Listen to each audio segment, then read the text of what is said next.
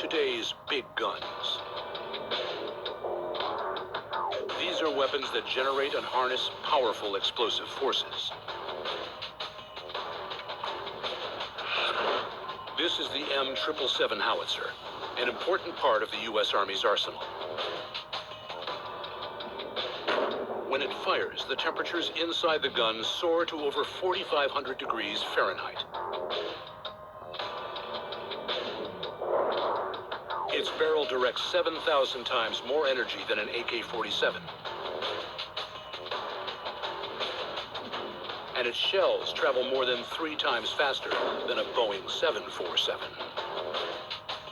These extremes push the limits of artillery design, building on a long evolution of propulsion technology.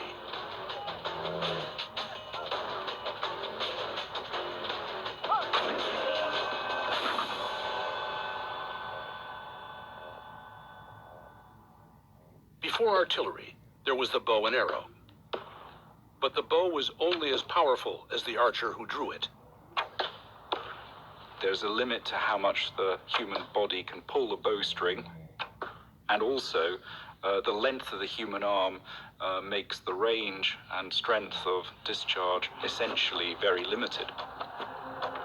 Artillery aimed to overcome that limitation with mechanical devices. At the beginning, the goal was to increase range.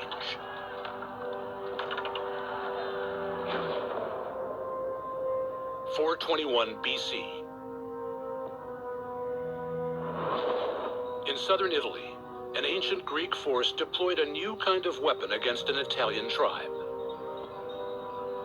It may have been the very first artillery piece used in warfare. It was called the Gastrophetes.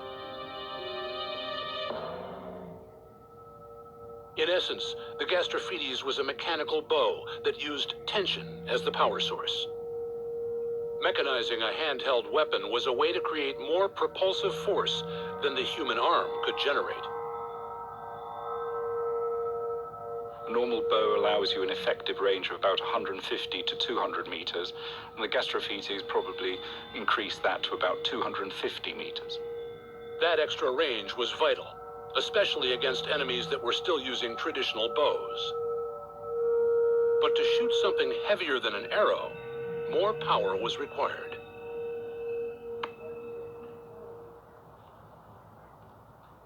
Crossbow designer Ivan Williams has researched how ancient engineers tackled this challenge. He believes many of the early solutions may have come from nature. You can see it on big trees when the wind blows and they twist back again. All those fibers, as they twist together, want to come back again. So it's a big spring. You can see that this tree here, it's been split, and the fibers, as I split it, have followed it round in a curve, clockwise curve. So as I move this arm round, all the fibers in that tree, top and bottom, are twisted tight together, and that creates a lot of energy. That's quite difficult to pull round. The action of twisting the tree stores up energy. This springy sapling points the way to a weapon system that would supersede the Gastrophetes, one that would replace tension with torsion.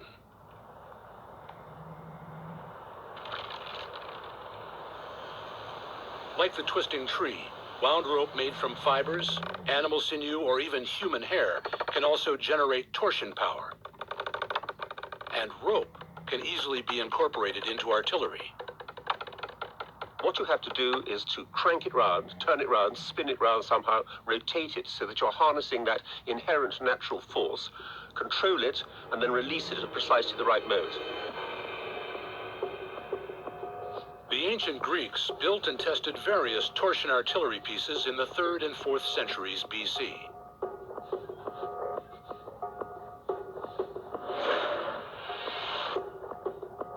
British experimental archaeologists have painstakingly reconstructed one of these machines. It's called the ballista, and its throwing power far surpasses the range of the Gastrophetes. We want to throw heavy rocks, 30 pounds and more, 60 pounds. So to do that, a different power source is required. What twists it and stores the power is a steel arrangement up here with a pin that goes through the rope and then is locked into place with this pin here. Torsion power meant that for the first time, heavy stone missiles could be shot over long distances.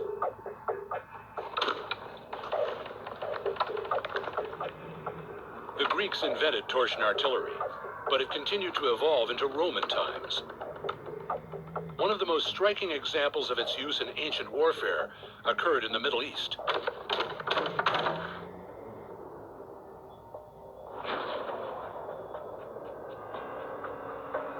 73 AD. The mountaintop fortress of Masada in Israel's Judean desert.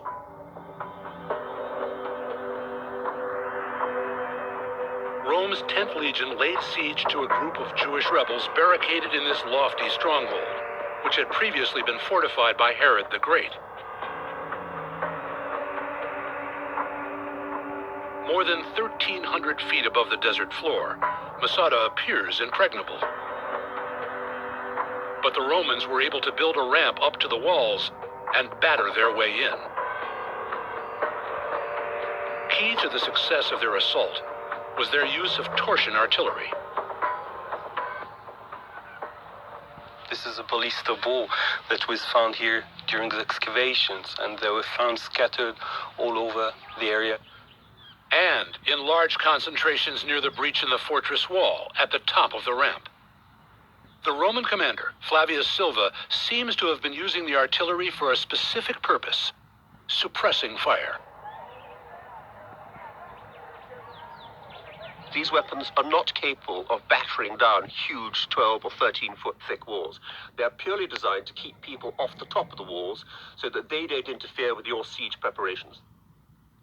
Everything was directed to one thing: to bring the battering ram on top of the ramp to those 20 meters, 25 meter wide area where they wanted to breach the wall.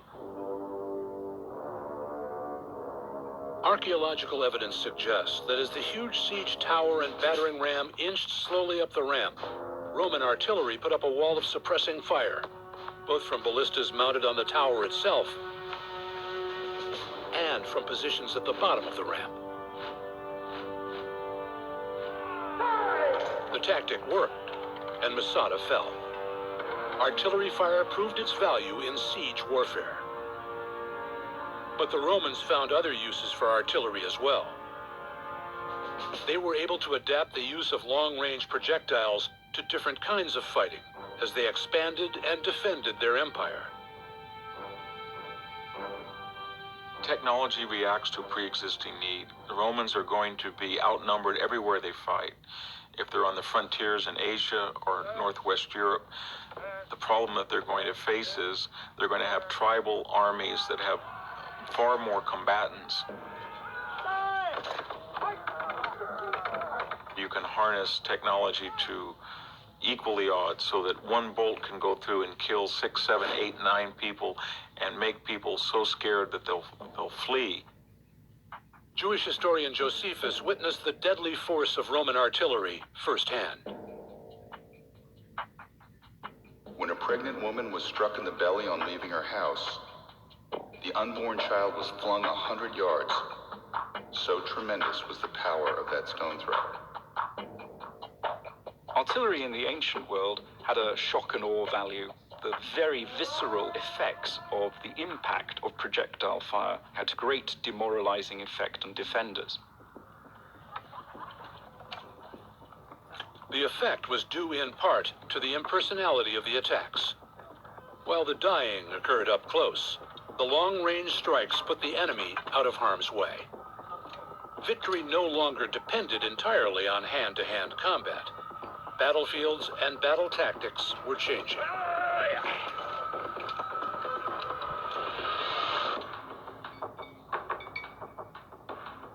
At this gun factory in Mississippi, engineers are building M777 howitzers. When finished, the guns will be able to fire shells more than 15 miles. That's 80 times further than the torsion-powered ballista. But there have been many steps in between, and each new advance brought more technology to bear on the effective distance a weapon could achieve. Just as tension power gave way to torsion, so would torsion eventually be surpassed. It happened in the 12th century when a new kind of artillery appeared on the battlefield, the counterweight trebuchet. It was the most powerful weapon produced in medieval times, and its arrival ushered the ballista into obsolescence.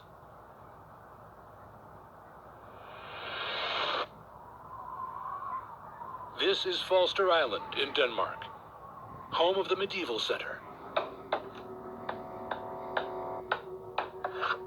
Here, craftsmen recreate many of the military technologies of the past using era-appropriate tools.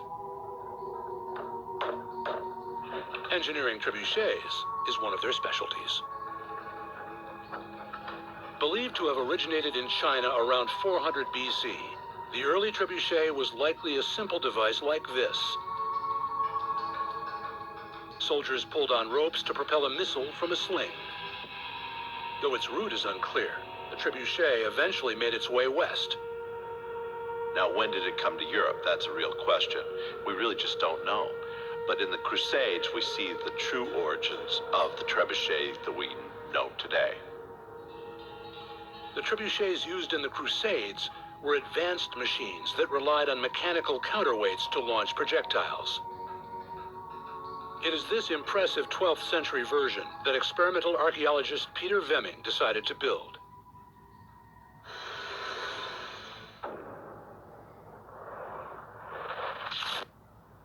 His trebuchet is 72 feet high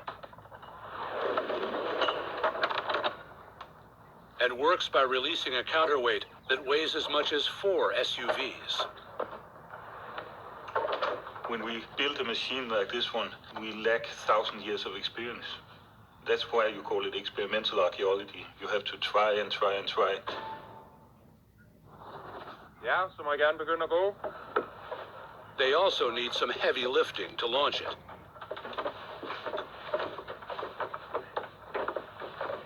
As the human guinea pigs walk inside the wheel, they winch a rope and pulley system that slowly raises the heavy counterweight. Meanwhile, a floating target is pushed into place 400 yards away.